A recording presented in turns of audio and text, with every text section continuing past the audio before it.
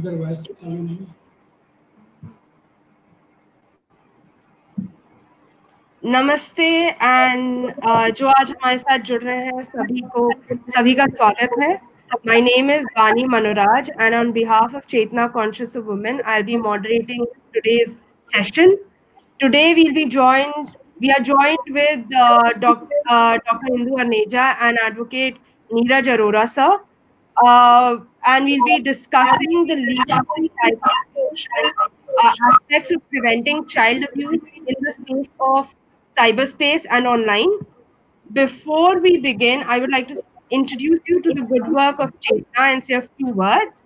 So please bear with me as I bring on the presentation.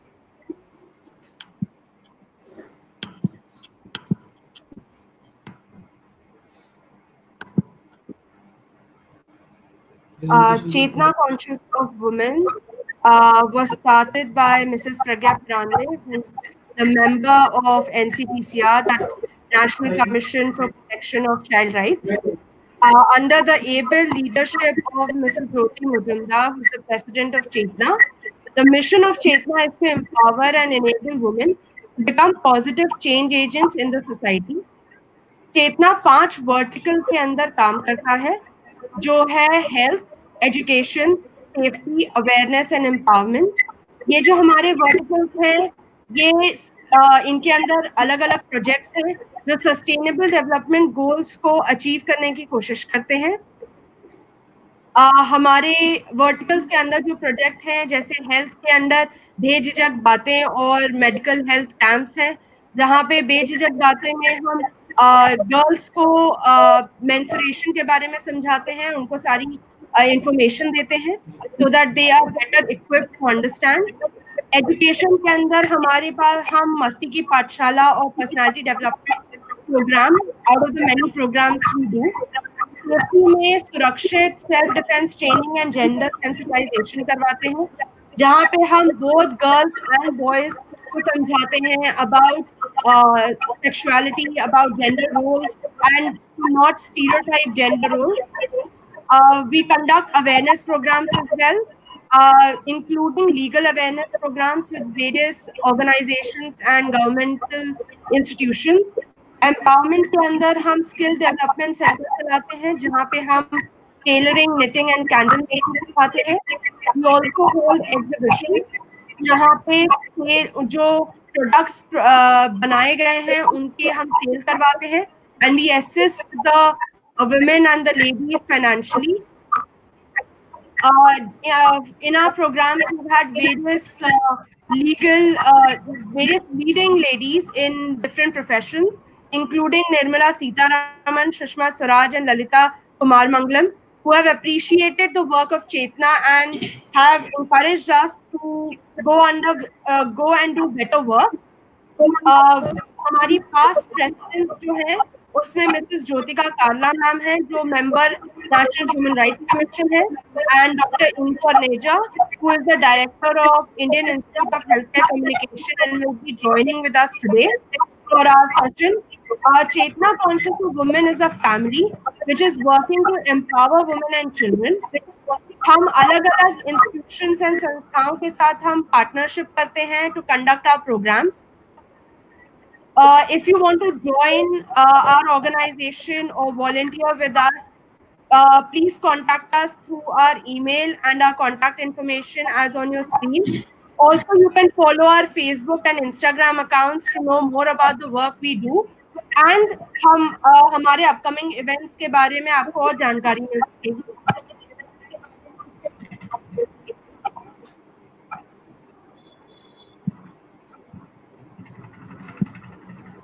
Ji, before I begin today's, ji ma'am, there is a little echo on your side. Okay, ma'am. Because with so much disturbance, I don't think you able to hear. Okay, ma'am. Give me 2 seconds. I will just I'll just remove the noise. Please, yeah, that will be nice.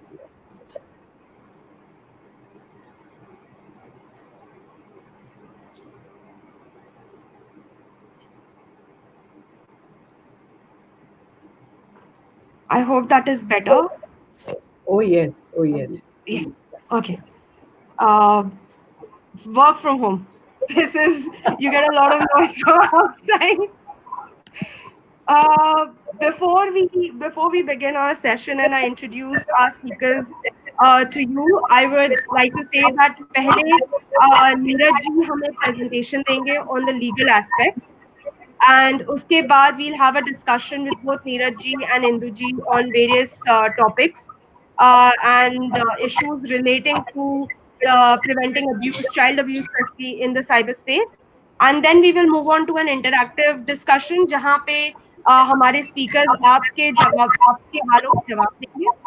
So I would encourage you to send in your questions through the comment section of Facebook Live. And when you are sending your question, please address the question to the speaker that you specifically want the speaker to answer. So let me introduce our speaker for today. We have with us Mr. Neeraj Arora ji, who is a practicing advocate, an arbitrator, and a computer forensic expert. He is an advocate on record in the Supreme Court and special public prosecutor with National Investigation Agency. He is also on the panel of Controller of Certifying Authorities, Ministry of Information Technology, Government of India. Mr. Neeraj Arora ji, being a technocrat, has developed a strong dominion over cyber, law and finance domain, and is a professional speaker on various techno-legal issues at national and international conferences. Thank you so much, sir, for joining with us today. We have with us also Dr. Indu Arneja, who is a psychologist and a mental health expert. He has been associated with Chetna for the last 15 years in various capacities and has been guiding our work. Induji is currently the director of Indian Institute of Healthcare Communication. She is also a member of the advisory board on mental health of the National Human Rights Commission. She is a visiting professor in various reputable institutes and universities such as Delhi University and IIM Ahmedabad. Thank you so much, ma'am, for joining with us today. Neeraj ji, I would give you the floor to present your presentation and also talk about the legal aspects of our topic today. Thank you very much. सबसे पहले सबको नमस्कार. और सबसे पहले मैं चेतना foundation का शुक्रिया करता हूं कि उन्होंने मुझे इस प्रोग्राम में आमंत्रित किया. और अब हम लोग डिस्कस करेंगे कि जो इंटरनेट मीडियम में जो बच्चों से रिलेटेड होने वाले क्राइम हैं, अगर हम पिछले कुछ सालों पे नजर डालें तो पिछले कुछ सालों में जो इंटरनेट का पेनिट्रेशन है वो इतना बढ़ गया है कि आज हर व्यक्ति के हाथ में एक नहीं दो मोबाइल फोन है. हर मोबाइल फोन में इंटरनेट है और उसका इफेक्ट क्या हो गया है कि सारा जो वर्ल्ड है वो एक बहुत ही छोटे सर्कल में समा गया. हम पूरे भी किसी से communicate, audio video images share कर सकते हैं. और इस चेंज का इम्पैक्ट क्या हुआ है कि आज हम सब बच्चों के हाथ में मोबाइल है और पर्टिकुलरली लॉकडाउन के बाद सब बच्चे अब ऑनलाइन ही एजुकेशन को ले रहे हैं. लेकिन इस सारी प्रोग्रेस के साथ बहुत सारी बातें ऐसी भी हुई हैं जिससे सोसाइटी के सामने बड़े सारे इशू खड़े हुए हैं, जिनमें से अभी एक रिसेंट लॉकर रूम केस. तो सबसे पहले मैं उसके बारे में डिस्कस करूंगा. एंड इससे पहले मैं अपनी एक प्रेजेंटेशन को शेयर करता हूं जी. तो इस सेशन में सबसे पहले मैं I will discuss about the boys locker room case. इसके बाद डिस्कस करेंगे कि जो बच्चे और एक्टिविटीज में इन्वॉल्व रहते हैं, ऑनलाइन एक्टिविटीज में, उनमें क्या क्या रिस्क हैं और उन रिस्क से होने वाले जो अपराध हैं और उनका कानून में क्या सलूशन दिया हुआ है. और लास्ट में हम डिस्कस करेंगे कि अपने आप को प्रोटेक्ट करने के लिए बच्चों को क्या ऑप्शन अपनाने चाहिए, पेरेंट और टीचर को क्या ध्यान रखना चाहिए. तो सबसे पहले I am coming to this incident जो अभी हुई है, बॉयज लॉकर रूम इवेंट. अब इस इवेंट में क्या हुआ कि ये ग्रुप इन बच्चों ने बनाया हुआ था इंस्टाग्राम पे. और इंस्टाग्राम में बहुत सारे बच्चे, जिनमें अधिकतर बच्चे माइनर थे और एक दो बच्चे मेजर थे. तो ये लोग क्या कर रहे थे, बहुत सारी माइनर गर्ल्स की जो फोटोग्राफ्स हैं उसको शेयर कर रहे थे और उनमें कुछ फोटोग्राफ मॉर्फ्ड भी थी और ये फोटोग्राफ ऑब्सीन थी। और इसके बाद ऑब्सीन फोटोग्राफ को शेयर करने के बाद ये लोग इन पे सेक्सुअल, वल्गर और दूसरे कमेंट जो कि रेप, गैंग रेप और बॉडी शेमिंग से रिलेटेड थी, ऐसे कमेंट कर रहे थे।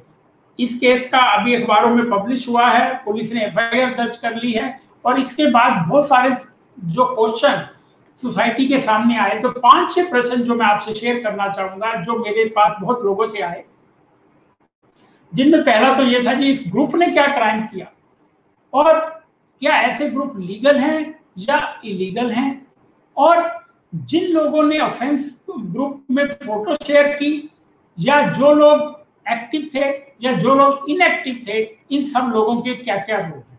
तो अभी मैं पहले इस बारे में, इस इवेंट के बारे में आपसे डिस्कस करूंगा और उसके बाद हम जो दूसरे क्राइम हैं उन पर आएंगे। पहला प्रश्न ये है कि क्या ऐसे ग्रुप लीगल हैं। देखिए, मैं पहले एक बात को बड़ा क्लियर बताना चाहूंगा कि जो चाइल्ड पोर्नोग्राफी है वो टोटली इलीगल है। कोई भी व्यक्ति चाइल्ड पोर्नोग्राफी को अपने पास ना रख सकता है, ना उसको इंटरनेट पे देख सकता है, ना उसको ट्रांसमिट कर सकता है, ना पब्लिश कर सकता है। इसलिए अगर कोई भी ऐसा ग्रुप है जहां चाइल्ड पोर्नोग्राफी शेयर हो रही है, तो वो ग्रुप अपने आप में इलीगल हो जाता है। अच्छा, इसके लिए ये जरूरी भी नहीं है कि वो जो मटेरियल है वो किसी एक्चुअल बच्चे से रिलेटेड है या ये सिर्फ कार्टून है। तो और इसके लिए ये भी जरूरी नहीं है कि उस बच्चे का कंप्लेनेंट होने की भी कोई जरूरत नहीं है। तो इन सब प्रोविजन की वजह से ये जो ग्रुप है इलीगल हो जाता है। और अगर इस ग्रुप में सब लोग अपनी सहमति से भी डेटा को शेयर करते हैं, उससे भी कोई फर्क नहीं पड़ता, उससे भी वो ग्रुप वैलिड नहीं होता।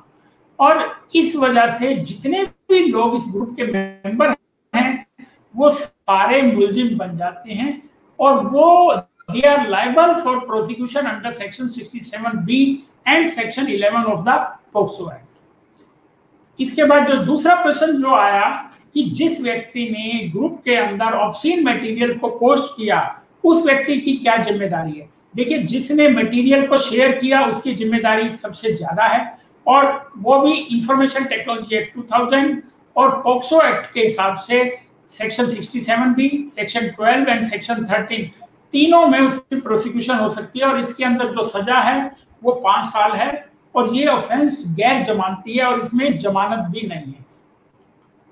उसके बाद तीसरा और जो बड़ा इंटरेस्टिंग क्वेश्चन आया जो लोगों ने पूछा वो ये कि भाई एक आदमी ने तो मटेरियल शेयर किया है लेकिन दूसरे आदमी ने सिर्फ कमेंट किया है, तो उसकी क्या एलिजिबिलिटी है। देखिए, जब एक मटेरियल ग्रुप के अंदर आ गया, सब लोगों ने देख लिया, तो सबकी लेवलिटी बराबर बन गई और जिसने कमेंट किया है तो कमेंट करने से उसका एक्टिव पार्टिसिपेशन भी आ गया, तो वो व्यक्ति भी उतना ही लायबल है जितना जिस व्यक्ति ने उस पोर्नोग्राफिक कंटेंट को शेयर किया। दोनों की लेवलिटी बराबर है। इसके बाद एक प्रश्न बड़ा इंपॉर्टेंट जो आया, जो लोगों ने क्लेम किया कि जी हमारे बच्चे तो, कुछ ने कहा जी हमारे बच्चे तो इनएक्टिव है, उनका तो कोई रोल नहीं है, ना तो उन्होंने कुछ ट्रांसमिट किया ना उन्होंने कुछ पब्लिश किया। तो देखिए, इसके अंदर जो चाइल्ड पोर्नोग्राफी में, मैं दोबारा इस बात को स्पेसिफाई करूंगा कि चाइल्ड पोर्नोग्राफी अपने आप में देखना कंप्लीट ऑफेंस है। अगर एक बच्चे ने देख लिया तो वो ऑफेंस के लिए लायबल हो गया और उसकी प्रोसिक्यूशन होगी।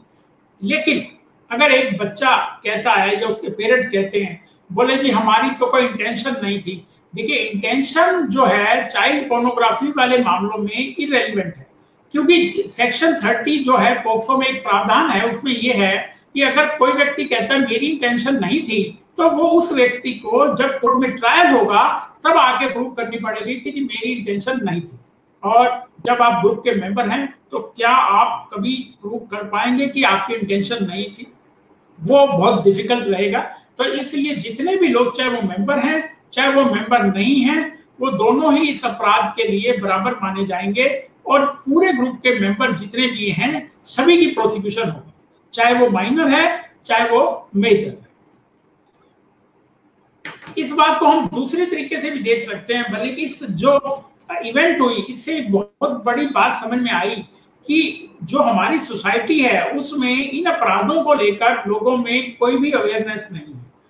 अदरवाइज मैं इस बात को कहूंगा कि अगर इन बच्चों को मालूम होता कि इस पर्टिकुलर अपराध की सजा इतनी ज्यादा है तो ये शायद बहुत सारे बच्चे इस अपराध को नहीं करते।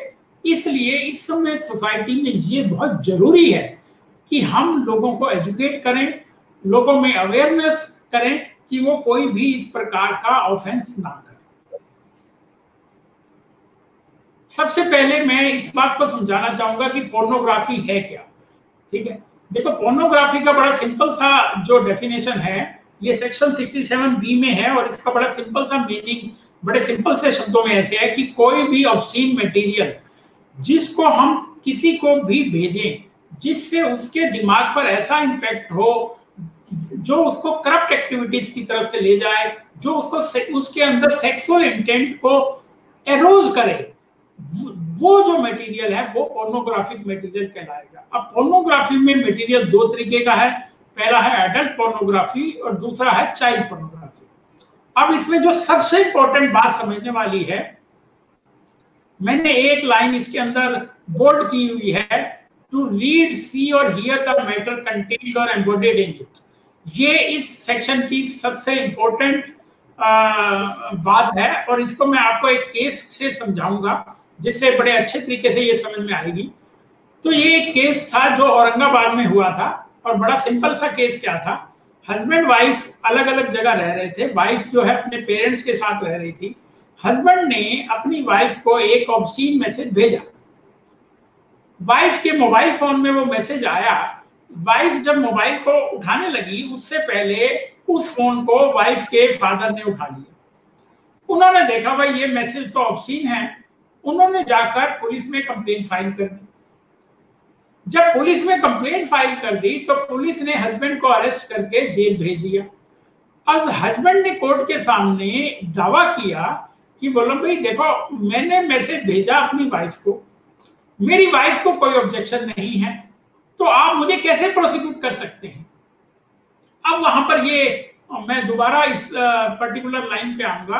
तो कोर्ट ने कहा कि सेक्शन ये कहता है कि जब पोर्नोग्राफिक मटेरियल ट्रांसमिट होगा, कोई भी आदमी जो उसको देख सकता है, सुन सकता है या पढ़ सकता है, वो उसकी कंप्लेंट फाइल कर सकता है। तो इसका मतलब ये हुआ कि कब कोई भी आदमी मटेरियल अगर ट्रांसफर करे और उसको कोई दूसरा आदमी देख लेता है तो ऑफेंस कंप्लीट बनता है। और हाई कोर्ट ने ये कह दिया, बोला नहीं इसमें तो हस्बैंड को सजा होगी क्योंकि उसके जो ससुर थे वो इस पोजीशन में थे कि वो उस मटेरियल को देख सकते थे। तो मैं इसका बड़ा सिंपल एग्जांपल बताता हूं कि इसका इफेक्ट क्या है। इसका इफेक्ट ये है कि आज अगर मेट्रो में कोई आदमी जा रहा है और वो अपने मोबाइल पे पोर्नोग्राफिक मटेरियल देखने लग जाए तो उसका इफेक्ट ये होगा कि बाकी जितने लोग उसके आसपास में बैठे हैं उनको भी वो मटेरियल देखना पड़ेगा। तो ये प्रावधान इसलिए बनाया गया है कि अगर कोई आदमी जो अडल्ट है या एडल्ट पोर्नोग्राफी को देखता भी है तो भी वो इस तरीके से देखे अपनी प्राइवेसी में कि उसको कोई दूसरा नहीं देख पाए। अगर कोई उसे दूसरा देख लेता है तो वो एक ऑफेंस बन जाता है जिसके लिए वो आदमी अरेस्ट हो सकता है। तो ये आप चीज को बड़ा ध्यान रखें कि पोर्नोग्राफिक कंटेंट, अब कई लोग क्या करते हैं कि इस तरह से ना बच्चों को कंटेंट इनडायरेक्टली दिखाएंगे कि कंटेंट वो देख खुद रहे हैं लेकिन दिखा वो बच्चों को रहे हैं। तो ये बात बच्चों को समझानी चाहिए कि कोई आदमी अगर आपको कंटेंट डायरेक्टली इनडायरेक्टली दिखा रहा है, या बड़ा सिंपल सा मैं कहूंगा कि कहीं आपको कोई कंटेंट दिख रहा है तो आपके अगेंस्ट जो ऑफेंस है वो कमिट हो गया। आप उसकी कंप्लेंट फाइल करके उस आदमी को अरेस्ट करा सकते हैं, चाहे वो आदमी अपने घर में पोर्नोग्राफी देख रहा हो और उसने खिड़की खुली रखी हो जहां से वो दिख रहा। तो इसमें क्लैरिटी होनी चाहिए क्योंकि मैंने खुद मेट्रो ट्रेन में एक दो बार इस बात को ऑब्जर्व किया कि कुछ लड़के इस तरह की एक्टिविटीज कर रहे थे दूसरे लोगों को दिखाने के लिए। अब अगर इस बात को हम समझ गए कि कहीं पे भी पोर्नोग्राफी दिखेगी तो वो ऑफेंस है, तो इसका मतलब ये है कि इंटरनेट पे हर वो वेबसाइट जहां पे पोर्नोग्राफिक मटेरियल चलता है वो अपने आप में एक ऑफेंस है। कायदे से चाहिए गवर्नमेंट को कि सारी वेबसाइट ब्लॉक कर देनी चाहिए। बाहर के कंट्रियों में, यूरोप में उन्होंने ऐसा ही कर रखा है। उन्होंने सारी वेबसाइट को 2 पार्ट में डिवाइड किया है। जो पोर्नोग्राफिक वेबसाइट है उनको वो ब्लॉक कर देते हैं, जो पोर्नोग्राफिक वेबसाइट नहीं है वही अलाउड होती है।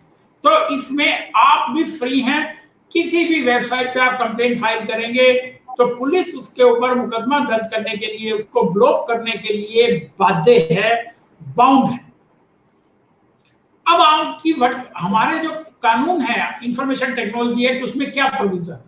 देखिए, हमारे इंफॉर्मेशन टेक्नोलॉजी एक्ट में पोर्नोग्राफी को डील करने के लिए 3 प्रोविजन है। पहला प्रोविजन है सेक्शन 67, जो बड़ा सिंपल है कि कोई भी पोर्नोग्राफी मटेरियल अगर ट्रांसमिट होगा तो वो एक ऑफेंस है, ऑब्सीन मटेरियल।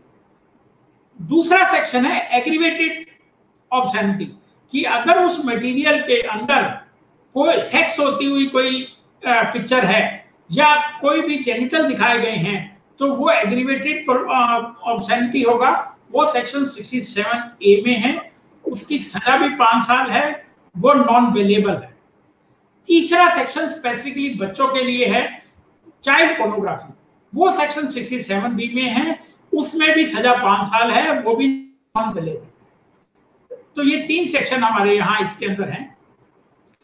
अब इस बात पर हम आए कि एक्चुअल में चाइल्ड पोर्नोग्राफी क्या है, इसको समझना भी बहुत जरूरी है। नंबर 1, अगर कोई भी व्यक्ति किसी बच्चे से सेक्सुअल इंटेंट से सेक्स के बारे में बात करता है तो ये चाइल्ड पोर्नोग्राफी का ऑफेंस है, सिर्फ बात करना। नंबर 2, कोई भी व्यक्ति चाइल्ड पोर्नोग्राफी का मटेरियल किसी को भी भेजता है, चाहे वो अडल्ट हो चाहे वो माइनर हो, जो मटेरियल है वो चाइल्ड पोर्नोग्राफी का है, तो ये भी अपनी पूरा कंप्लीट चाइल्ड पोर्नोग्राफी का ऑफेंस है।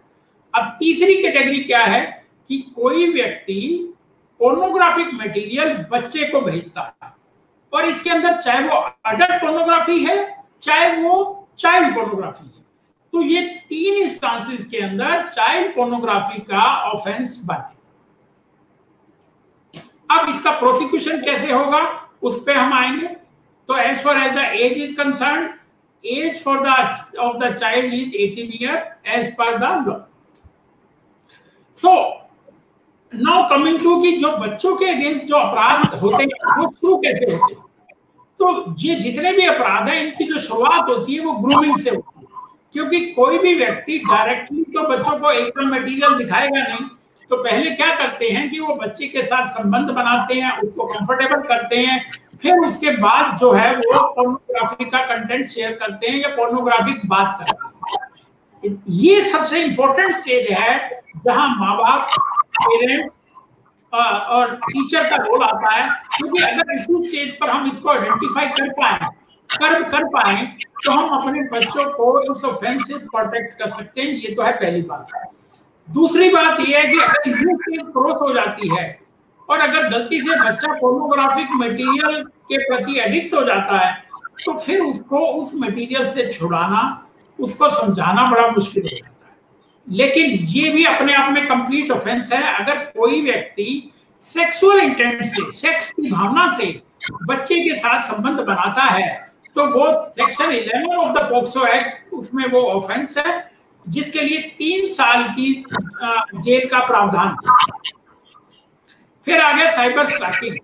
ये दिखने में बड़ा लाइट ऑफेंस दिखता है, लेकिन क्योंकि बच्चों का जो मन बड़ा कोमल होता है तो इसका जो बच्चों पर इम्पैक्ट देखा गया वो बहुत ज्यादा दिखता है। इनमें क्या क्या चीजें आती हैं, जैसे कोई व्यक्ति बच्चों की जो एक्टिविटी है उनको मॉनिटर करता है, या किसी बच्चे के नाम पे कोई झूठा अकाउंट इंटरनेट पे क्रिएट करता है, या बच्चों को गाली देना, अब्यूज करना, या उनको सेक्स के लिए आमंत्रित करना या उकसाना, या फिर उनकी इंफॉर्मेशन इकट्ठा करना सेक्सुअल इंटेंट से। तो ये बड़ा वाइड है। मैं बड़ा इसका सिंपल एग्जांपल देता हूँ कि अगर किसी व्यक्ति ने जो कंप्यूटर बच्चा यूज कर रहा है उसके अंदर कोई स्पाईवेयर भी लगा दिया ये देखने के लिए कि बच्चा क्या कर रहा है, वो भी साइबर स्टॉकिंग का ऑफेंस है। उसमें 2 सेक्शन है हमारे पास, सेक्शन 11 ऑफ पॉक्सो और दूसरा सेक्शन है 354D, वो तब अप्लाई करता है जब in case of the female child, so that would be applicable there. फिर उसके बाद इसकी थोड़ी एग्रीगेटेड फॉर्म आ जाती है साइबर स्टॉकिंग के बाद, ऑब्सीन चैटिंग, सेक्सटिंग, स्मिशिंग। सो इस तरह के मैसेज भेजना या इस तरह की चैट करना, ये भी अपने आप में पूरा कंप्लीट ऑफेंस है, ठीक है। और ये भी section 11 of the POCSO act में इसमें भी 3 साल की सजा का प्रावधान है। इसके बाद आ जाता है सेक्स टॉर्चर। ये जो पर्टिकुलर ऑफेंस है, इसको मैं अभी देख पाया हूं कि पिछले 2 महीने से ये बहुत ज्यादा प्रेवलेंट हो गया, ना सिर्फ बच्चों के साथ बल्कि अडल्ट के साथ भी। बल्कि मैंने ही अपने कुछ क्लाइंटों की तरफ से अभी कंप्लेंट फाइल की है, लेकिन उसमें बड़ा इंटरेस्टिंग पार्ट ये फाइंड आउट किया कि क्लाइंट फेसबुक एक्सेस कर रहा है, इंटरनेट एक्सेस कर रहा है, उसका फेसबुक अकाउंट हैक हो जाता है, उसके पास मैसेज आ जाता है कि आप पेमेंट दो, आपने फलानी डेट को पोर्नोग्राफिक कंटेंट एक्सेस किया था। But one thing I would share that जब मैंने अपने क्लाइंट से पूछा कि आपने पोर्नोग्राफिक कंटेंट शेयर किया था, तो उसने कहा हाँ मैंने किया था, लेकिन ये बात सामने वाले को कैसे पता लगी हैकर को। तो जो समझ में आया है आज की डेट में जो सबसे बड़ा थ्रेट है वो आपके कंप्यूटर में वो है स्पाईवेयर से।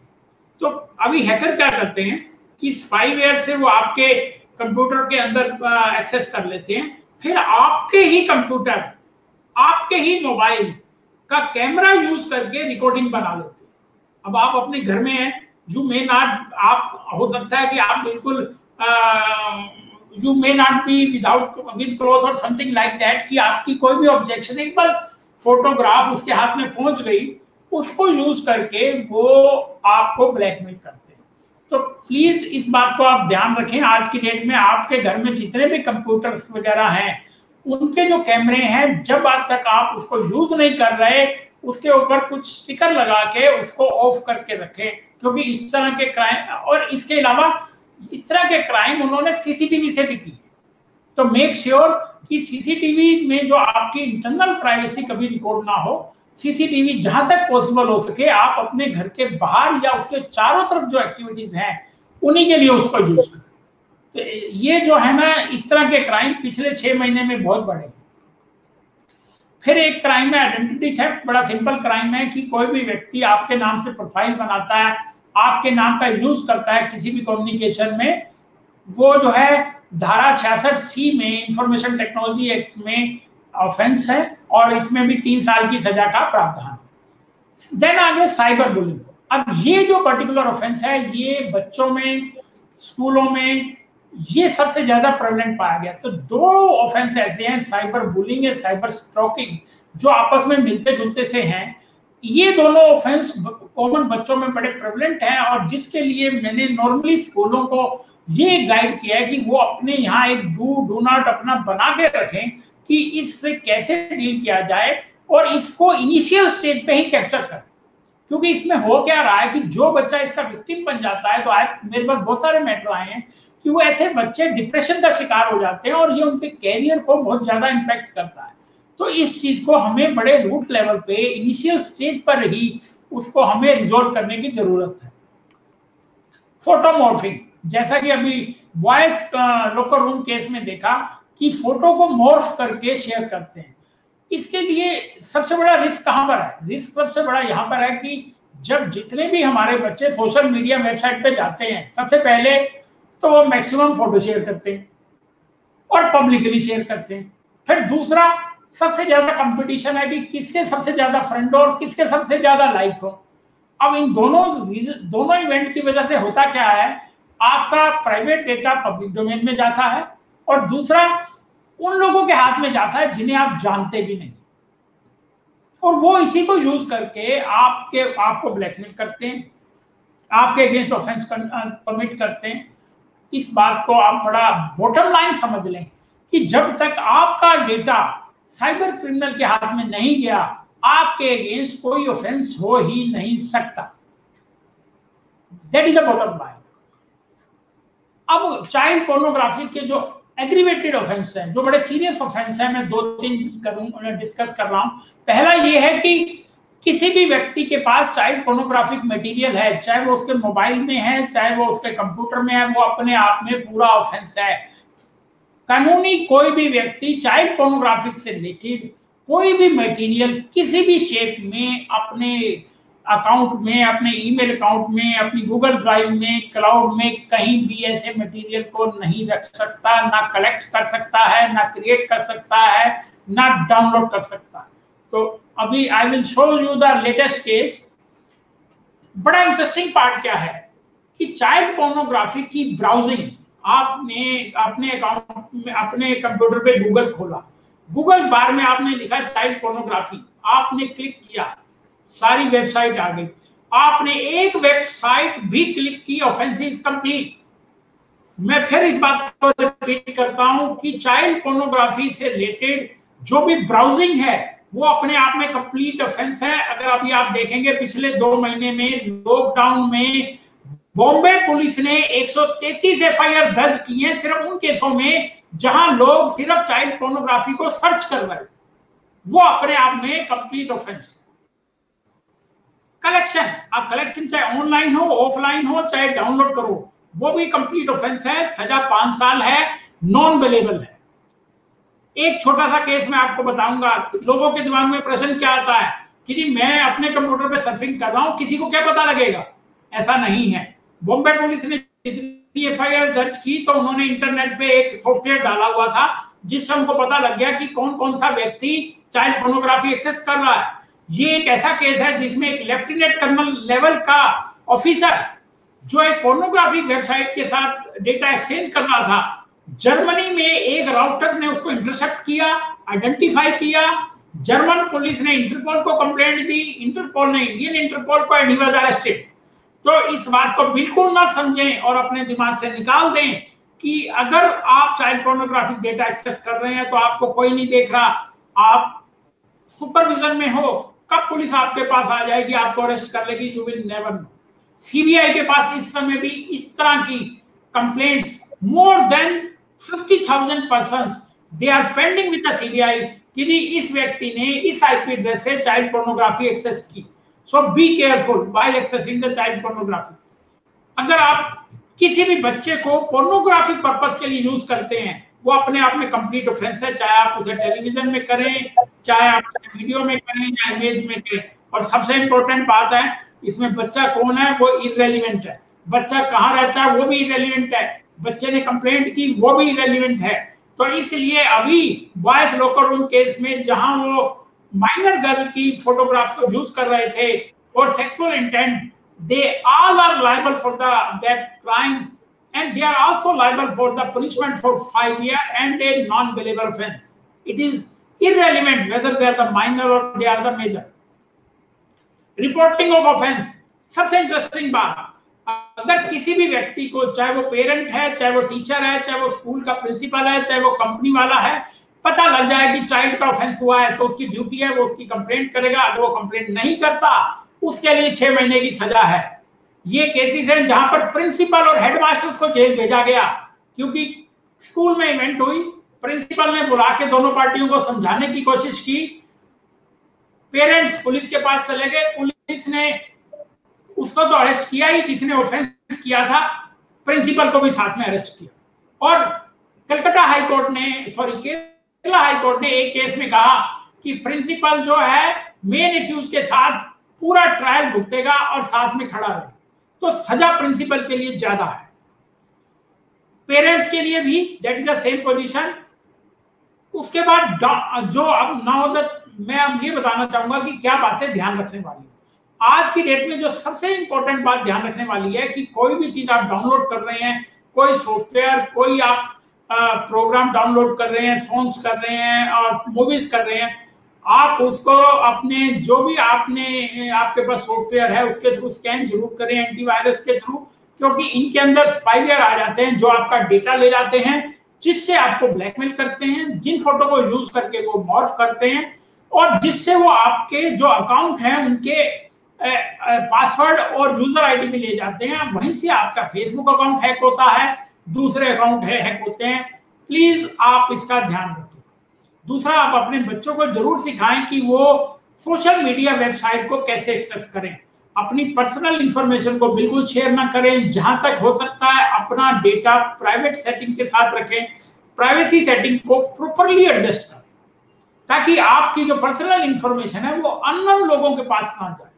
जहां तक पॉसिबल हो सके अपना ओरिजिनल नाम का इस्तेमाल ना करें, किसी के अगेंस्ट जोक्स अब्यूजेस वगैरह कुछ ना लिखें, क्योंकि देखिए सबसे बड़ा रिस्क इसमें क्या है कि इंटरनेट ने पूरे वर्ल्ड को एक बना दिया। अगर आपने किसी पे कमेंट किया और वो व्यक्ति केरला में रहता है तो मुकदमा वहां दर्ज होगा, वहां से पुलिस आपको अरेस्ट करने आएगी, आप ना तो उस फाइल को बियर कर पाएंगे। और ये जो ऑफेंस है चाइल्ड पोर्नोग्राफी से रिलेटेड, ये इतना बड़ा स्टिग्मा है कि अगर एक भी ऑफेंस में आप इन्वॉल्व हो गए तो मैं आपको ये बता सकता हूं कि इंडिया से बाहर कोई कंट्री आपको कभी वीजा नहीं देगा। ये one of the serious offence है जिसमें कोई भी कंट्री वीजा नहीं देता। इंटरनेट सर्फिंग आप ध्यान रखें, कोई पर्सनल इंफॉर्मेशन शेयर ना करें। किसी वेबसाइट पे अकाउंट बना रहे हैं तो प्लीज उसकी प्राइवेसी पॉलिसी पढ़ें कि वो आपका कितना डेटा ले रहा है। जितने एप्लीकेशन हम मोबाइल पे डाउनलोड करते हैं, हर एप्लीकेशन हमारे से एक्सेस लेता है, हमारी फोटोग्राफ का, हमारे कॉन्ट्रैक्ट्स का। किस लिए? जब उस एप्लीकेशन का कोई मतलब ही नहीं है तो आप उसे ऐसा एक्सेस या तो ना दें या ऐसे एक्सेस को डाउनलोड ना करें। ऐसे ही जब आप वेबसाइट को विजिट कर रहे हैं तो प्लीज आप ध्यान रखें कि उन वेबसाइट को विजिट करें जो सिक्योर हैं, जिनमें HTTPS लिखा हुआ आता है। तो जैसे ही आप देखेंगे उसमें वेबसाइट के पास लेफ्ट हैंड टॉप कॉर्नर पे आपको ग्रीन लोग दिखेगा, तो ऐसी वेबसाइटों को एक्सेस करें। अगर आपको कोई और वेबसाइट को एक्सेस भी करना पड़ता है, उससे आप कोई भी मटेरियल डाउनलोड करते हैं तो प्लीज उसको एंटीवायरस से स्कैन जरूर करें। पेरेंट्स जहां तक पॉसिबल हो सकता है वो अपने बच्चों को मॉनिटर करें पेरेंटल कंट्रोल सॉफ्टवेयर से, स्पाइंग सॉफ्टवेयर से। और देखिए आज की डेट में सबसे बढ़िया तरीका तो है कि आप बच्चों के साथ फ्रेंड बन के रहें, उनके जितने भी सोशल नेटवर्किंग अकाउंट है वहां अपना भी अकाउंट बना लें, उनके फ्रेंड्स बन जाएं, ताकि ऑटोमेटिकली अगर आप ऐसे बच्चों के साथ ना केवल फिजिकल स्पेस में बल्कि वर्चुअल स्पेस में भी प्रेजेंट हैं तो इससे बढ़िया आपके लिए बच्चों को कंट्रोल करने का, गाइड करने का और कोई भी मौका नहीं मिलेगा और कोई भी इससे अच्छी आपको अपॉर्चुनिटी नहीं मिलेगी। अपने कंप्यूटर में एंटीवायरस और जितने भी एंटी मैलवेयर हैं उनको अप टू डेट रखें, रेगुलरली चेक करें, जहां तक पॉसिबल हो सके अपने राउटर में पोर्नोग्राफिक और इस तरह की वेबसाइट्स को ब्लॉक कर दें। टीचर्स के लिए ये what I recommend in the school कि जितने बच्चे हैं उनके लिए एक पर्टिकुलर कोर्स करिकुलम बना के किस क्लास के बच्चे हैं, कितनी बैकग्राउंड है, कितनी उनको नॉलेज होनी चाहिए, उस तरह से शेयर करें। अब इशू ये आता है कि जो बच्चे इंटरेस्ट नहीं लेते तो आप उनको प्रोजेक्ट बना के उसमें शामिल कर लें, उनको इन्वॉल्व करें, कॉन्फ्रेंस करें, सेमिनार करें, इवेंट्स करें, उनके अंदर बच्चों से ही प्रेजेंटेशन करवाएं, उनको इन्वॉल्व करें ताकि उनको खुद भी समझ में आए कि ये जो चीजें हैं ये कितनी गलत हैं और इससे उनके लिए क्या प्रॉब्लम्स आ सकती हैं। और सबसे ज्यादा जरूरी है स्कूल वालों के लिए कि बच्चों को जितना आप ट्रेन कर रहे हो उतना ही आप उनके पेरेंट्स को ट्रेन करें, क्योंकि ज्यादा टाइम बच्चे अपने पेरेंट्स के साथ गुजारते हैं। अगर पेरेंट्स विजिलेंट होंगे तो इस चीज को कंट्रोल करना बहुत इजी रहेगा। विद दिस मैं आप लोगों का शुक्रिया करता हूं कि आपने मुझे मौका दिया और आपका कोई भी प्रश्न हो, अभी हम क्वेश्चन आंसर सेशन में तो देंगे ही, इसके अलावा आप कभी भी मुझे मेल पे भी कोई प्रश्न भेजना चाहें तो आप you are most welcome. Thank you so much, Neeraj ji. That was very, very informative, and that has cleared बहुत सारे जो हमारे concept थे about child abuse and उसमें कौन-कौन से aspects covered हैं वो आपने बहुत अच्छी तरीके से explain किए। इंदु जी, we will I will now like to discuss cyber bullying। तो bullying तो पहले होता था and उसमें school and parents का बहुत ही important role they play to ensure कि बच्चे जो who are going through bullying, how to cope with that. Now when everybody is at home, how does cyberbullying affect the mental health of a child? I think before I answer your question, Vani, I want to really congratulate Mr. Neeraj Arora Sir, you have given a wonderful presentation. You have really Thank you, simplified. ma'am. Thank you very much. Excellent. I really, really appreciate. I'm sure people who are viewing your presentation, they are really benefited, because there are few people are not aware, and then out of ignorance, they may do that crime, or they may get entrapped, and then tomorrow they can get into trouble. So I think you have done a wonderful job by making such a beautiful, concise, to the point presentation. I really thank you and congratulate you for a beautiful presentation. Right, sir. So coming to your question, Vani, as you said that how does bullying really affect us? I think first of all we got to understand anybody who is being bullied. For that child, it's not a very pleasure experience. It's a painful experience. So definitely, it has a direct impact on the child's mental health.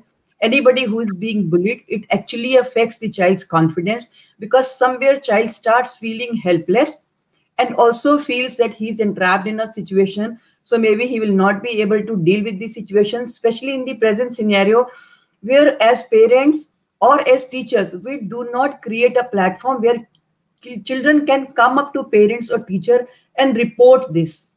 I still remember my older, daughter.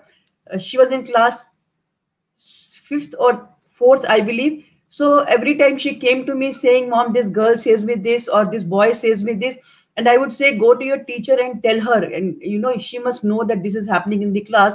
And her answer was, the teacher's answer was, "I'm not a complaint box. You cannot come to me with complaints like this." I understand teachers must be really bothered by having so many complaints from the students, but you got to see what is the serious problem and what is just a casual problem. So, as a teacher, if you can really, see how, what is the environment of your classroom, and which students are, kind of little overactive in the class, or are, dominating in the class. So there's all possibility that the younger kids who are little, lesser in age or less in confidence or are not very vocal, they get suppressed by this. So as teachers, as parents, I think we have a role to play. But before that, definitely I want to bring in here that it directly affects child's mental health. It brings down child's confidence to the extent it can go to the extent of, anxiety and even depression. I have seen cases where kids have attempted suicide, where they have been bullied badly by seniors or by the same class students, but who are, kind of in a group they bully. I still remember a case that had come from one of the university, where the student had come from a different state and was living in the, as a PG near that university, and that student was bullied by his, classmates and his seniors, and he was pushed to take drugs and, alcohol. So clearly shows when it can affect a younger child who at school level they are much young to attend to these things. So all the more it becomes very challenging for them.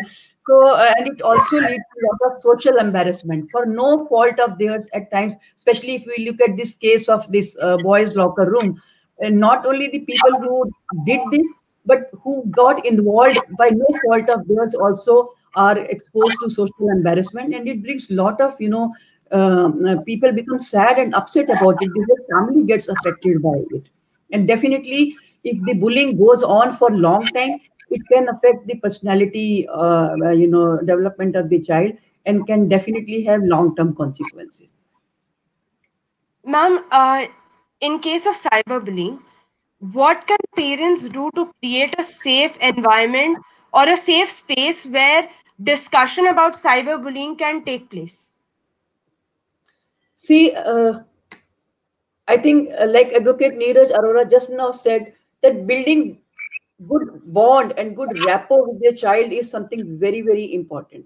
I know one, parents may not be even aware what is cyber crime or cyber issues. That's one thing. So staying updated is very important for the parents. That's one thing. But at the same time, creating a safe environment where children can openly discuss their concerns. So when kids come home and talk about it, we got to take notice of it. And it's not only about this, it is about bullying or it is about abuse.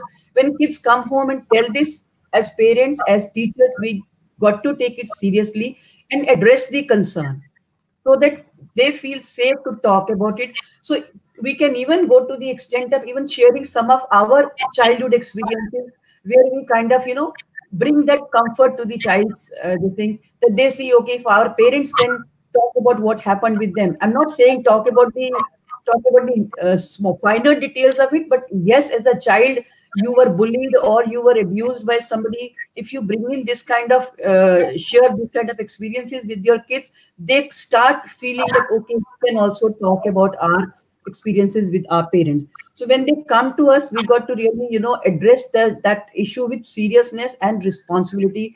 Do not overreact. Let it not be a knee-jerk kind of a reaction, but definitely we got to address that issue in an amicable way so that child feels safe to talk about it. जी ma'am, Neeraj ji, I would want to bring you in on this discussion कि schools की primary responsibility होती है of addressing bullying in schools. अब जब सारी classes online हो रही हैं, तो teachers and principals and institutions, what can they do to ensure कि cyberbullying issues can be addressed when classes are being conducted online? अब इस इशू को एड्रेस करना पहले की अपेक्षा ज्यादा इजी है, क्योंकि जब ऑनलाइन क्लास होती है तो हमारे पास रिकॉर्डिंग भी होती है. We can rewind, we can see, we can verify. पहले तो क्या होता था कि बच्चे ने आपको कंप्लेंट करनी है. अब तो अगर हम रैंडम बेसिस पे इन वीडियो का एनालिसिस करें तो टीचर खुद भी फाइंड आउट कर सकती है कि वहां पर कहां पर क्या चल रहा है. और बहुत सारी चीजें जो अनकही रह जाती थी, जब जो बच्चे एक्सप्लेन नहीं कर सकते थे, तो वो अब उनको ऑब्जर्व किया जा सकता है. तो इसलिए सबसे इसका जो बेटर सोल्यूशन है कि जो स्कूल है उसके पार्ट पे एक पॉलिसी होनी चाहिए कि कुछ पर्टिकुलर वीडियोस को फ्रॉम टाइम टू टाइम वो रिव्यू करें और बच्चों के कंडक्ट को ऑब्जर्व करें, क्योंकि ये अब कंपैरेटिवली इजी है. किसी को पनिश करना भी आपके लिए इजी है और उसको ये बताना कि उसने किस अपराध को कैसे किया है वो भी इजी है. और दो बच्चे जहां अनइक्वल हैं, जैसा कि मैडम ने कहा, कोई बच्चा मॉनिटर है, कोई बच्चा डोमिनेटिंग है, तो इस चीज को समझना कि वो डोमिनेंस को कैसे यूज कर रहा है वो भी कंपैरेटिवली इजी है. तो मेरा मानना ये है कि वर्चुअल स्पेस में जब हम आ गए हैं जहां सब चीजें रिकॉर्ड हो रही हैं, तो इन सब इशू को एड्रेस करना कंपैरेटिवली इजी है. Ma'am, another एक issue आता which is very much connected to bullying is peer pressure. So how do parents help their children deal with peer pressure? Not just peer pressure from their peers of course, but also parental pressure जो डाला जाता है बच्चों पे, वो कैसे माँ बाप अपने आप को रोकें और कैसे इसे एड्रेस करें? See, I think पहले तो पीयर प्रेशर की बात करते हैं जो नॉर्मली स्कूल्स या बाकी बच्चों पर आता है. तो one thing is that parents should address it, even psycho-educating your child, where you talk about peer pressure as an issue which is going to be prevalent and how we are supposed to be handling it. So if you are able to give some strategies to your children, for example, they should come home and talk about peer pressure. They don't have to face it all alone. They should be, interacting with their parents and talking about it. Second, empowering your children with the ways to deal with it. For example, how do you resist peer pressure? Or how do you address it by asserting? So I think assertion is a very important skill that we really need to teach our children, where they should learn to resist bullying or peer pressure without being aggressive. And in case if it doesn't help, in case if there is a possibility that the group who is bullying or who is putting pressure is, larger in size or age-wise, they are far more older than your child, then it is important to address it by even getting involved into it, maybe going to the school or informing the police or whatever action has to be taken. But safety of your child is your responsibility. Don't ignore it. But at the same time, create an environment at home where your children can come home and talk to you. Observe your child. Children who are bullied, you can see them, confused or sad or distracted or not, ready to discuss about what is happening in the school. All this should clearly tell you that things are not okay at the school and we need to address it. Ma'am, another very relevant question. Seeing the trend कि आप कोई भी app ले लीजिए, वहां पे filters होते हैं कि आप अपनी इमेज बदल सकते हैं एंड अपने आप को गोरा कर सकते हैं, या अपनी नाक जो अगर आपको लगती है ठीक, उसे ठीक कर सकते हैं। तो ये एक ऐसा माहौल बन गया है जहाँ पे imperfection is not accepted, where everybody is trying to be perfect in the virtual space. So what can youngsters and what can parents do कि बच्चों में सेल्फ लव कैसे उसे बढ़ाया जाए? How do they accept themselves for who they are? I think parents play a very, very big role in, creating self-love among kids. When they are kids and when we make comparison even between two siblings and we say, ये बहुत सुंदर है, पता नहीं ये कहाँ से आया है, ये तो बिल्कुल लगता ही नहीं है कि ये मेरा बच्चा है. So on the basis of their color or their appearance or their body structure, when you condemn them or you reject them, in a way you are clearly indicating that you are not lovable, you are not good. So I think as parents, we even in fun, even in a lighter way, never compare your two kids, especially for their looks. That's very important. So at times, even when you are appreciating one child for appearance, अरे ये मेरी बेटी तो बिल्कुल heroine जैसी है, ये तो बहुत ही सुंदर है, ये तो ऐसे लगती है जैसे करीना कपूर है. When you do like this, you are automatically communicating to your other child that you are not good looking. So this kind of comparison, this kind of appreciation or rejection should never be encouraged. I'm reminded of one incident when we were kids. Like I was very, very young. I'm talking about say almost 50 years ago, you can say. So my Masi used to come home. And I am not very fair, like average, like Indian. I am British. So, and if you play outside, you usually, sweat a lot, and your skin also becomes tan. So every time she would come home and she would say, "Look at your color, look at your face. कैसे लग रहे हो, गंदे लग रहे हो, शक्ल देख अपनी, रंग देख अपना." So it went to the extent that every time she came home, I would not come in front of her. Now, just imagine if this is the feeling that we are giving to our kids, definitely they will never have self-love. So, as parents, I think rather than looking at their appearance, we got to look at their qualities and we got to identify those qualities and strengths. It could be their behavior, it could be their discipline, it could be their handwriting, it could be their, etiquettes.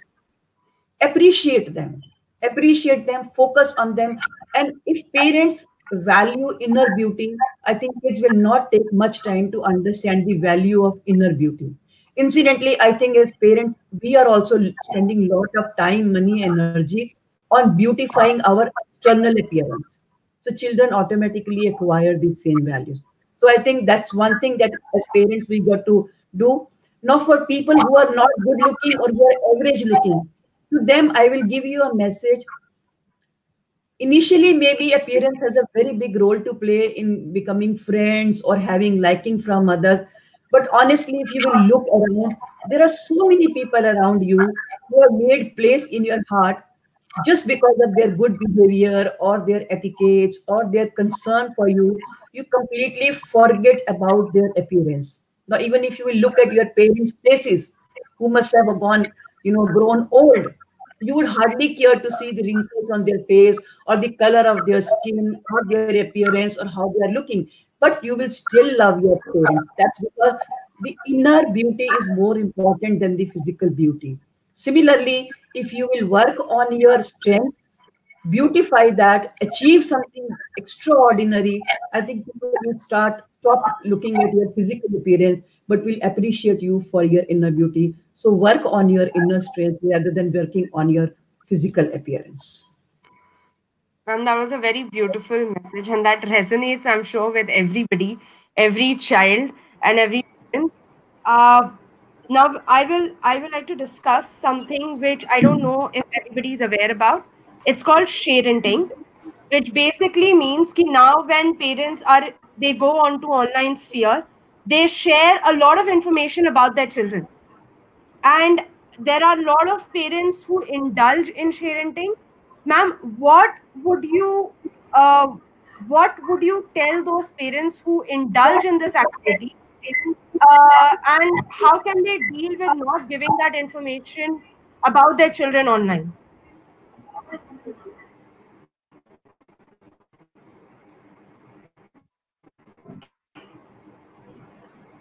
Hello, ma'am.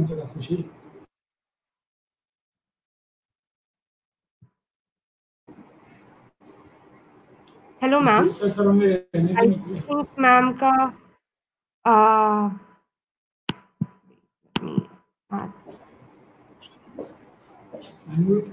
Indu ji, I think we have lost connection. Yes, we have her back. Sorry, there was a electricity failure in my Wi-Fi. Oh. But yeah, but never mind. I am using my phone now, so I hope I'll be able to talk to all of you. Yes, please. Yeah, tell me. Yeah. Ma'am, I was talking. Vani, am I visible? Yes, yes, ma'am. You're visible, and the audio is also very clear. Ma'am, I was asking you about sharenting and what parents can do who indulge in sharenting or giving out information about their children on online platforms. See, I think Advocate Neeraj has very beautifully, talked about the careful use of social media. We got to understand that your private life is different and your public life is different. It's all right if you want to, meet people on the Facebook or another social media, how much of it? And honestly, how many people really care to, see what is happening in your life? So it's more like, they're spying on you rather than actually doing anything good. So one should avoid putting all this kind of, information on the social media. We have seen serious consequences, so we should be very, very careful, about it. I think Advocate Neeraj has really already talked about it and discussed on it very beautifully. Neeraj ji, I will also like to bring you in on this discussion. Ki privacy laws are very important. So, what should we keep in mind when we are, with respect to the laws, when you're sharing information about somebody online? Hello. Hello, sir. Ji. See, you cannot share the information about the other person online because if that particular person objects, then that person can take the action against you. So here the line of distinction is कि जो information आप share कर रहे हैं, whether it fall into the category of personal data or not. So as of now, even we have a personal data provision under the Information Technology Act 2000, which is section 43 and 43A. But now new data protection bill is already drafted, which contains very stringent provision as far as the violation of privacy is concerned. And they are at par with the international privacy law, GDPR. So the moment it is passed, I would say that we would have the very effective provision compatible with the international law, which would be sufficient to regulate the privacy in the country. So everybody has to follow. और जो नया act आ रहा है उसके अंदर there are huge penalties. That not only the punishment, but the penalties are also huge. So if you are sharing the data of any other person, the very first thing, and I tell you very briefly, with a very small example. आज आपके पास phone आती है marketing call कि जी आपको कोई product लेना है या नहीं लेना, लेकिन आपको ये पता रहता है कि आपका डेटा कहीं से चोरी हुआ और इस मार्केटिंग कंपनी के पास गया और उसने आपको फोन करके ये की, राइट? लेकिन आप कुछ नहीं कर पाते क्योंकि लॉ में इसकी कोई इफेक्टिव रेमेडी नहीं है. लेकिन द मोमेंट जैसे ही नया प्राइवेसी बिल आएगा, यही कॉल आपके पास आई तो आपके पास राइट है कि उस आदमी से पूछने का कि पहले मुझे ये बताओ ये मेरा डेटा आपके पास कैसे आया और आपने मेरे डेटा का क्या यूज किया, और इसमें penalties are to the tune of 5 crore and 10 crore. So that means कि अगर कोई मार्केटिंग कंपनी बिना आपकी परमिशन के आपके डेटा को किसी अनऑथराइज सोर्स से लेके यूज करती है तो आप उसके अगेंस्ट एफआईआर भी दर्ज करा सकते हैं और पेनल्टी भी इंपोज कर सकते हैं. So that is going to make altogether difference the moment new privacy law is implemented. Then we would have a lot of remedy, but I would accept the law as stand as on today is not so effective as far as the privacy is concerned. So sir, आज के अभी जो law है उसके under remedies क्या available हैं? Sir उसके अंदर पहली रेमेडी तो है सेक्शन 43 के अंदर कि कोई भी आदमी आपके डेटा का ब्रीच करता है तो आप उसके अगेंस्ट डैमेजेस भी क्लेम कर सकते हैं। सेक्शन 66 में आप उसके अगेंस्ट एफआईआर भी करा सकते हैं। This is the regarding the data. और अगर आपके पर्सनल डेटा का मिसयूज होता है तो उसका प्रोविजन है सेक्शन 43A में, और वो आपको एंटाइटल करता है कि आप 5 करोड़ तक का डैमेज क्लेम कर सकते हैं। और ये रेमेडी आपको सिर्फ किसी इंडिविजुअल के अगेंस्ट नहीं, ये रेमेडी आपको आपके बैंकर, आपकी मोबाइल कंपनी, आपका जहां भी आप सोशल मीडिया में आपने अकाउंट बनाया सबके अगेंस्ट है। मैं बड़ा सिंपल एग्जांपल देता हूं। जैसा हमने कोर्ट में देखा है कि जब लिटिगेशन चल रहा होता है तो एक पार्टी दूसरी पार्टी की बैंक अकाउंट स्टेटमेंट निकलवा के ले आती है अपने किसी इन्फ्लुएंस से या अपनी किसी परिचित के through.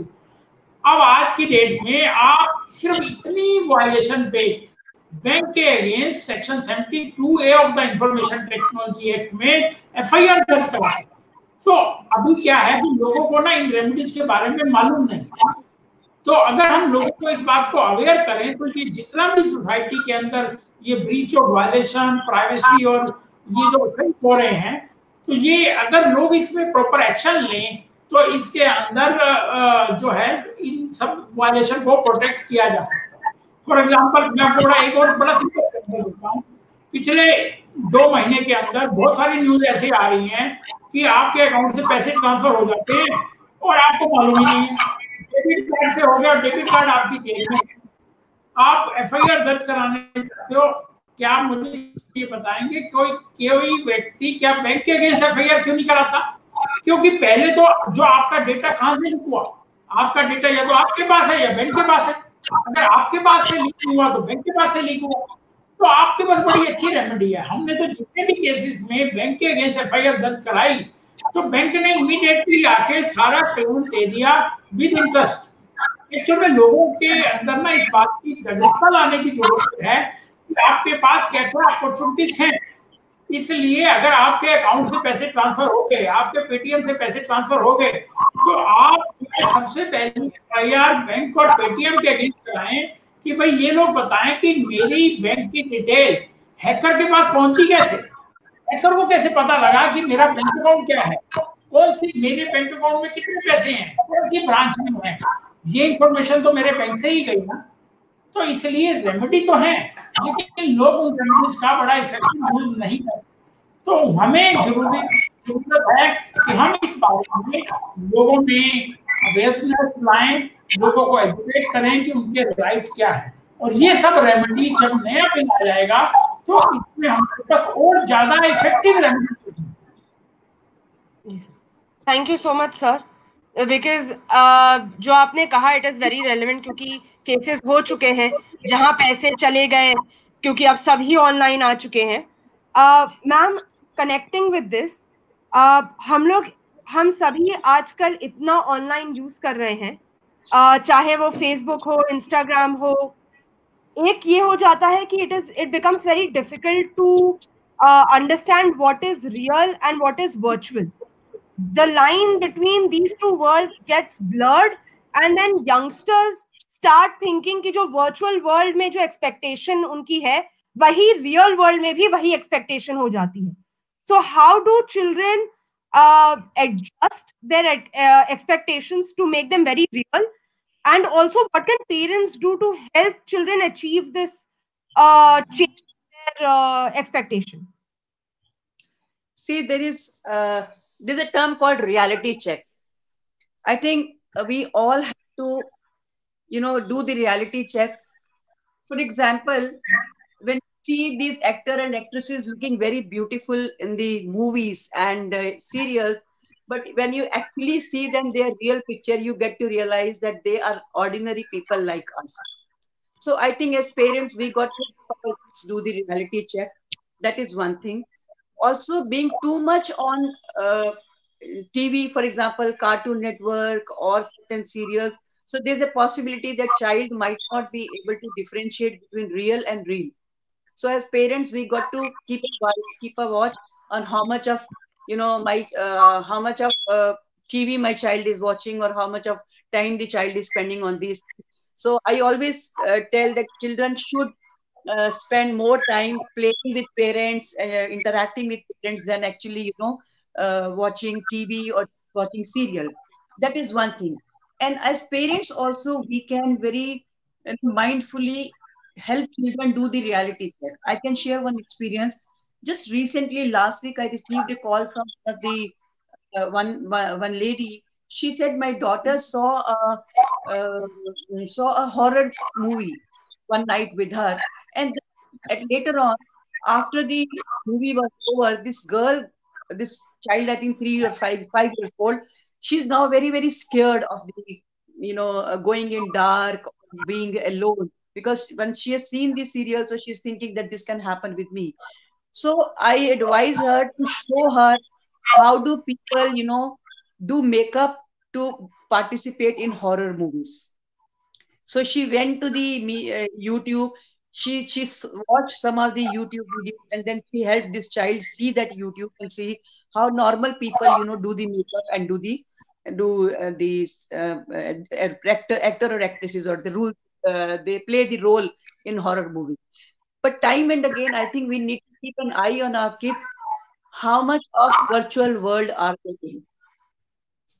If you can engage them in the real world, automatically their time spent on the virtual world will automatically get reduced. So a lot of responsibility lies with us to make sure that they are connected with the real world. If you are leaving them alone, if you are not spending time with them, they will not sit ideal. So best friend is to go on online or to go on social media or to do other things. Second thing is, I think such programs actually validate their ideas or their thought processes. So parents, if we can stay connected with our kids and validate what is right, or even in case if we are not agreeing to something, if you can help them explain why we are not agreeing, that can again help them, look for validation from the parents rather than looking for validation at social media level. जी ma'am. Ma'am, another issue I know a lot of parents face this is talking about sex or giving sex education to their children or talking about sexuality and gender sensitivity. What steps would you suggest to parents when they are discussing about these very important topics? I think it's a very important question, Vani, that you have asked. One thing that I see, parents as such are very uncomfortable talking about anything about sexuality or sex education or anything related to that. So as parents, I think most important is that we become comfortable with talking about it. We really got to learn vocabulary to explain all this in case if we need to educate. And it is not just the parents, even teachers find it very hard to talk about topics like reproductive system or sex education or gender sensitization. So these are the things that we really need to talk. I remember there was a serial that used to come on TV, that is Satyamev Jayate, and once it was about child abuse, and I had my a relative of mine visiting me, and she had her son who was around, I think, 6 or 8 years at that time. The moment we started with this serial, we didn't know that it is on child abuse. So when she saw it is on child abuse, she requested me to switch off the TV. She said, no, no, no, don't, let's not watch it in front of my child. So I switched off for her comfort for a minute, and I explained to her that it is very important for him to know that even he is prone to abuse. Usually we think it is the girls who are prone to abuse. 60 to 70% boys are also abused in their childhood. So as a parent, I think we need to address this very seriously, very mindfully. We need to become comfortable with the topic, talk about their safety, give them guidelines how to protect themselves. And as and when they raise the issue as parents, I think we need to take it very seriously and address it, in the appropriate manner. That is one thing. Now, talking about the gender, did you ask me anything about the social role also? Ma'am, Vani, if have I you answered? ma'am, if you would want to discuss about the social role, I'd be very happy. Yeah, see, actually, I think charity begins at home. In case if we create a good environment at home where, we can talk about these things in a very amicable manner, kids will automatically learn how to talk about these issues. Also, when we are talking about this, respect for women, respect for girls, it starts from home. If as a husband or as a father, your language, your behavior towards your wife or your daughter is appropriate, your son is likely to learn to respect women outside also. But at home, if you are disrespectful towards your mother or your wife or your daughter, trust me, your child is going to pick that. So we got to really, at home we need to inculcate this issue where kids must learn how to respect each other. If you have a boy, I mean, if you have a son and a daughter at home, when the kids are growing up, very clearly we need to draw a line where we tell the son that you need to be respectful towards your sister. You're not supposed to be touching her or hitting her or kind of, fighting. Like I know kids fight, that's all right when you're kids, but when they're growing up, we got to draw those lines to help them learn to behave with the opposite sex. जी ma'am. Sir, Neeraj sir, I would like to bring you on this. Consent is very important, and I would like to know from you what consent means and the importance of consent within the legal framework with respect to youngsters who need to be educated about consent, and also when it comes to young children and उनकी consent कितनी matter करती है when it comes to any when it comes to sexual abuse or with respect to any sexual assault. See, the law is very clear on it. If the child is minor, her consent is immaterial. So consent would not be presumed by the court, and even if there is a consent, that would not be considered. So every offense which is against the minor will be deemed to be a complete offense, and question of the consent will not arise. Court will take the simple cognizance. Court will not consider the consent because that is the only way to protect the children. Because the biggest reason is why most of such offenses are happening with the children. Children are not able to decide what is correct or incorrect, what is legal or illegal, because they are growing. And with the time they acquire this knowledge, they can be easily misguided, they can be taken on the wrong path. So the legislature in its wisdom, not only in India but also in foreign countries, has made it very clear in an explicit word that consent of a child is no consent. But still, if we come to the social networking media, there in the foreign country, there are certain regulations to children up to a particular age or minimum for age can make an account on the Facebook, so and so. Now here, now if you take the example of the Facebook, now Facebook has laid down a standard that the age of the child should be minimum 13 years or something to make an account. And if it is less than that, then it should be only done by the parent. But now nobody follows it. All our children are making the account by declaring that they are above the age of 18 years. So on the other side, what the criminals are doing, so recently there is a case which was received by the CBI from the Interpol in Germany. So one of the person who was the resident of Delhi, what he did, he has created his account as a children, because the person who want to commit the crime, they are doing the reverse. Now in Germany, you have to declare whether you are a minor or you are a major. So now he has created his account as a minor, interacted with a minor girl, then he transmitted the obscene content. There, the police filed a complaint with the Interpol, and that person now have been arrested in India, and proceedings are going in India. So we also need to tell the parent that you have a substantial remedies as far as the child pornography is concerned. Another beautiful thing I tell you, even somebody from US, Germany or any country in the Europe, if sent some obscene material to a person in India, particularly child pornography, Even if a child will file a complaint from here to Germany or US, their police will take action. That remedy is only available in case of child pornography, but that remedy is not available in case of adult pornography. So there are certain issues relating to the consent in the social media which have not been resolved by any of the law in the country, which need to be resolved. How, to what extent we can allow our children or law can allow the children, though now the government has taken certain steps, because one of the steps which has come into the new personal data protection bill, the new step is that the social media will allow the people to authenticate their identity, and such account would be separately shown. For example, if you have created an account on the Facebook, you have given your identity, either Aadhaar card or whatever it may be, then Facebook will give some indication into your account that this account is a authentic one, or verification has been done. So certainly we need to put certain changes into the law as far as the consent on social media is concerned. I hope that answers your question. Can I make a point here, Mr. Arora? Can I make a point here?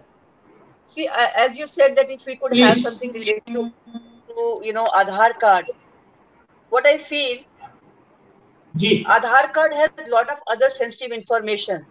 So maybe we need to create some social number or some social kind of this thing. It should only be used for the social media. It should not have any other information, but it should be authenticated by somebody. I think that can also be one of.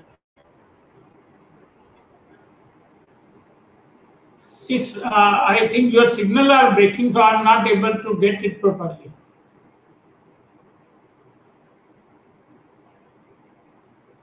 Your voice is cracking. I think connection has lost. I think today internet is taking a real test for all of us. For me, I think n number of times my internet has gone and come. So I'm really sorry for the. Maybe not an issue. It can happen with anyone. Yes, please. Ji. Vani, I'm not able to hear you. What is the reason? Hello. Ma'am, yes. Ma'am, we were unable to hear you before. So could you repeat your point again for our audience as well as Neeraj ji?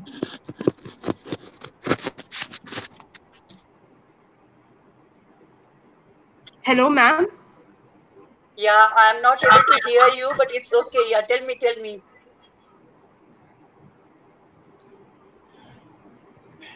Ma'am, hello, ma'am. Are you able to hear us? I can see you, but I cannot hear you. Hello, ma'am. I think her signal are a little bit weak, so that is the reason why there is no proper communication. What I will do is, okay, I think, ma'am, is the audio still available? No. Okay. Wait, I will send you a message. I think we are done with the question answer. It's all right. If you wish to conclude, you can conclude. I can understand we are about to close. Is that all right, Vani? Ma'am, if you could reconnect, I have. Okay. Give me a moment. Let me try this. Maybe this will work for me. Give me a moment.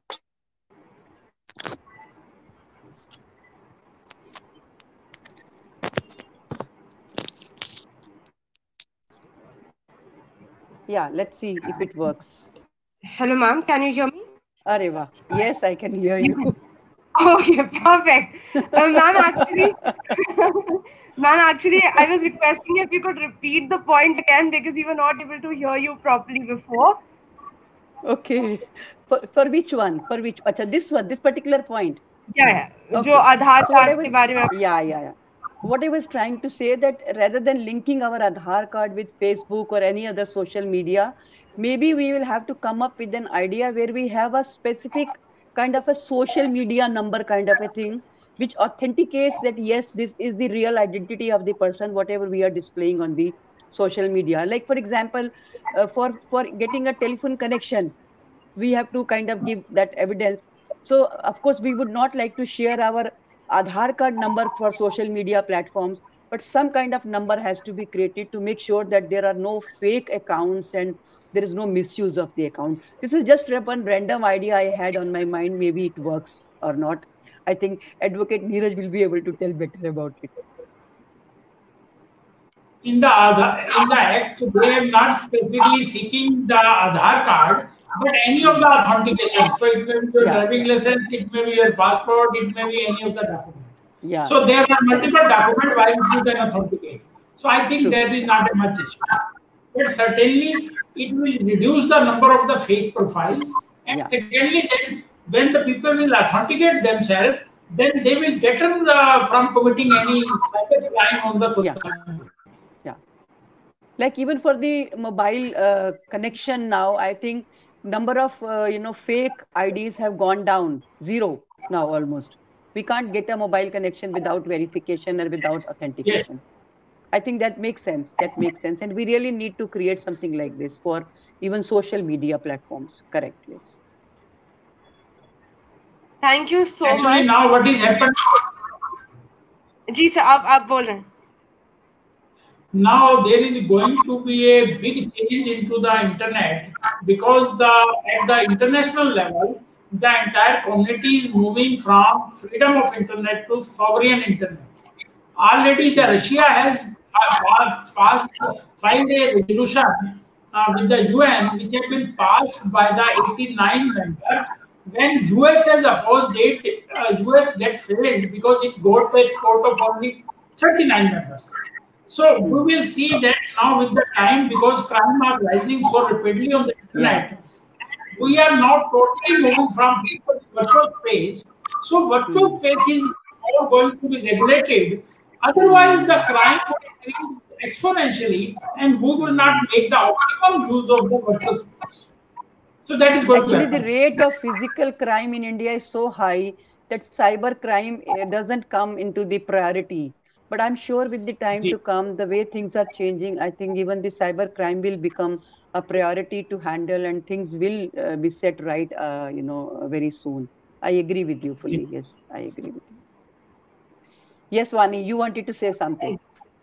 I was saying thank you so much to both of you, Neeraj and Induji, for this wonderful discussion. And I know it was very, very insightful for me as well. I would like now to move into the interactive session. We have a few questions from the audience, which I thought we can take. Just a second. Yes. So we have a lot of positive reviews from our viewers who have complimented both you, Induji, and Neeraj, for the amazing presentation and the discussion that we've had. We have Mona Dhawan, who said that I really wait for your live workshop. We then have a question from Rajesh Sharma ji. I think it is for you, Neeraj ji. Can you please explain how anti-ragging laws are effectively applied, and what can the parents do? See, now virtual, when we are moving in virtual space, virtual education, I think now there are n number of ways to control it. Because now even if you see in the physical space, CCTV camera have been installed everywhere.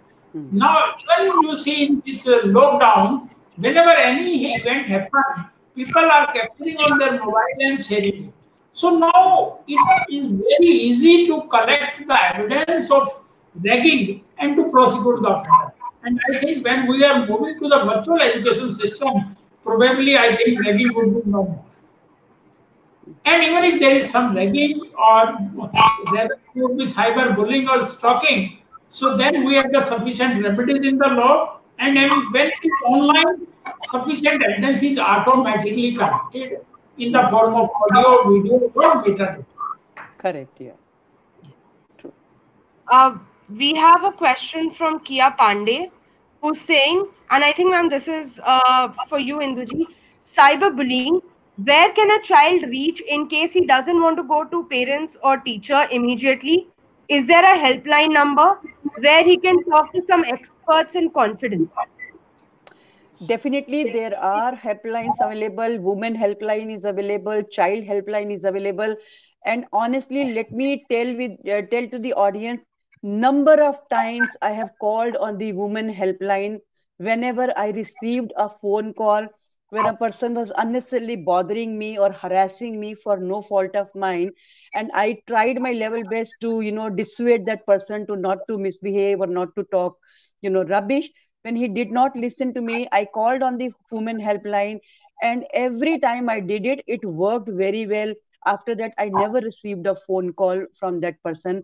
Usually people who do cyber crimes, they think that they are not being supervised, or they cannot be identified.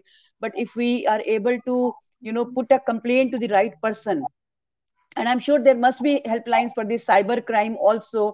I think Advocate Neeraj will be able to tell about it.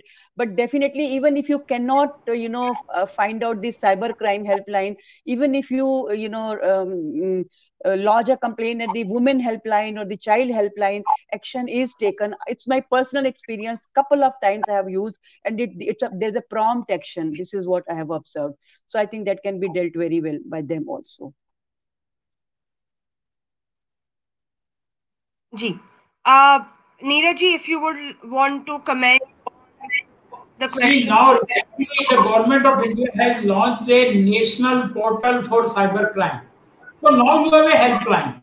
You can directly file the complaint there, and from there the complaint will be sent to the relevant police station. But here, the central authority is monitoring it. So for the last few months, we have a mechanism which is more effective. And the another thing, what they are doing, they are compiling the data of the cyber crime at one place, and they are identifying if there is some professional group or group of hackers who are involved, and they are referring such matter to some specialized cyber cell to deal with. Because what is happening with the similar modus operandi, my accused is committing the crime by spoofing his identity. So now with such a supervision, it is possible to apprehend these groups who are specializing into such type of crime. So I would say, as of now, we have a better mechanism where you can directly file the complaint online. You are not required to go to any police station, and these complaints are being supervised by the specialized officer who are well trained into handling of the cyber crimes. So good, so good. Another thing I'd like to mention is usually schools or education institutes have their own cells where they address bullying. So if your child is in school, you can contact the teachers. They will be able to refer you to various NGOs or experts. Also, we have the National Commission for Protection of Child Rights at the center, and the State Commission for Protection of Child Rights, where you can directly make a complaint if your child is facing bullying or if your child is being abused, and they will take up the matter and take appropriate steps. Another question that we have, and ma'am, this is for you, Induji. Rajesh Sharma ji is asking, what are the behavioral that should trigger alarm for the parents? See, the moment you see that your child is not behaving normal in the sense, usually kids are cheerful, interactive, they would, spend time with you. If you observe that they are quieter than normal, or they are not able to concentrate on their studies, or they are not eating properly, or their sleeping habit is disturbed, or they are trying to stay aloof, keeping themselves in one room, staying side, or if you see they are crying more than ever, even at times if they are acting very irritated or jittery, this clearly indicates that everything is not okay with them. And rather than being angry on it, go closer to them, find out what is bothering them. You will definitely be able to reveal the cause of their problem. Ji. Neeraj ji, there's a question for you. It is with reference to the question which was asked previously by Mr. Rajesh Sharma. He's saying, well explained, Neeraj ji, but if the bullying is being done online, but outside the online class, then what measures should be taken? But still you are able to capture the evidence if it is online. There is no issue to that. Rather, the evidence may be in the form of audio, it may be from the video, it may be in the form of image. It gives you two rights to use the school platform and also the legal platform. So you have the multiple choices because the problem is always with respect to the evidence. And with the now virtual space in education, it is possible to capture it and link it with the physical space. So there is no issue. No doubt, the crimes have increased on the internet platform because it gives you the avenue to spoof the identity or anonymize your identity. But if the evidence is captured, because what happened normally in case of cyberbullying and stalking, it is done by the person who are known to you. So I would say in 100, out of 190% of the cases would be the cases which is only done by the person who knows you. And if you collect the evidence, you have the multiple platforms to take the action. Apart from the police, you can directly go to the court. Because here you are equipped with the evidence. So evidence is not a big issue.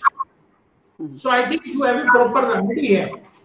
I think more than that, the issue is parents should take it seriously. They should not overlook it. I'm not asking them to overreact to every small thing, but then how serious is the issue and how seriously it is impacting your child, you should be able to effectively assess and then take appropriate action. Even if you don't have an evidence, it doesn't matter. If you can see your child getting affected, by ensuring that you have taken appropriate action, maybe going to the school or reporting to the teachers or reporting to the principal, even that is enough to kind of assure the child that that appropriate action has been taken or will be taken by you as a parent. I think I'll take this last question because I know we already 1 hour 31 minutes into the session. The question is by Neha Jain. She's saying, please share some steps to deal with porno content on the internet that one can follow to protect his or her interest. Is it about Corona? No, I think this is pornographic content on the internet. Okay. And what steps can you take to protect yourself from the same? I think Advocate Neeraj should answer this. See, here the very simple way to do it, that if we can block certain website on the router which is already installed into our home. Even the small router gives us option to block number of websites. That is one of the ways. Second thing is, because now on the internet you can even bypass router through the VPN. So best thing is to have a restraint. And if we get some material from someone, we should file the complaint, we should follow it, we should prosecute the offender. That's the only way to do it. Because the word which have been used into the question, his or her interest, so the answer would be the contextual. So in general, what to do is, so that I can tell you is to block the content. Whenever you get something, please prosecute the offender. And even if you get some website which is containing an aggravated pornography, you can write to the police or ministry to take the action and to get it blocked. So you have all the options to do it. And I think if in case any material pops up on its own, we can block that website so that we don't get any future, information from that website. We can also block it in our own this Internet Explorer. That we can also do. Yes. Yeah. And more than that, Vani, I have a point here. I think besides all this, we somewhere need to, prepare our children, teach our children to learn what is appropriate and what is not appropriate.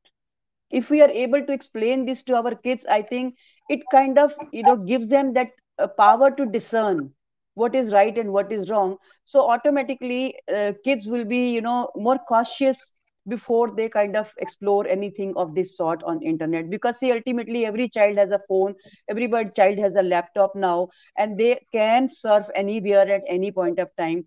So we got to really empower them with this power to discern what is appropriate or right for them, because that right and wrong discerning power is very important for them to learn, or not only for this, for any sphere of life. There's been a lot of compliments for both our speakers today. Before, there's also Mr. Zander, who's been sending us a lot of information. One is that 1098 is the child helpline number, which is being which is conducted by Childline, which is a big NGO in India, and children who can contact Childline on 1098 and have their issues addressed, or can make complaints if they are victims of child abuse, physically or as well on the online system. There's a government portal for cybercrime, is cybercrime.gov.in, gov.in. And the women helpline, national helpline number is 181. So thank you, Mr. Zander, for doing the research and sending it to us through Facebook comments. I think we can conclude our session today. Thank you so much, Neeraj ji and Indu ji, for the amazing session today. It was very informative, very insightful, and I know all our audience and our viewers are equipped with more information to combat cybercrime and deal with issues related to the psychosocial well-being of children and the youngsters. I would like to say, I would like to give a vote of thanks, more specifically for Mrs. Jyoti Mujumdar, who's the president of Chetna, and Mrs. Pragya Parande, who's the founder of Chetna, for their guidance and their support in conducting the webinars. Thank you. And last but not the least, thank you to the audience today for sending in their comments and the research and the questions. If you have any suggestions, or if you would like Chetna to conduct any webinars on particular issues, you can write to us, email to us through the email ID chetnafordelhi@gmail.com. You can see that on the ticker. Thank you, everybody. Stay safe, and thank you, Induji and Neeraj. Thank you, Vani, for conducting this session in a very wonderful manner. I really enjoyed. Thank you, Advocate Neeraj. I think we had a wonderful interactive session. I thoroughly enjoyed your session. Thank you so much. Thank you. All of you. I really also enjoyed the session. It's my pleasure to be here. Thank you. Thank you. Thank you. I hope it helps all. Thank you. God bless you. Thank you. Thank you, Vani. Bye-bye. Bye.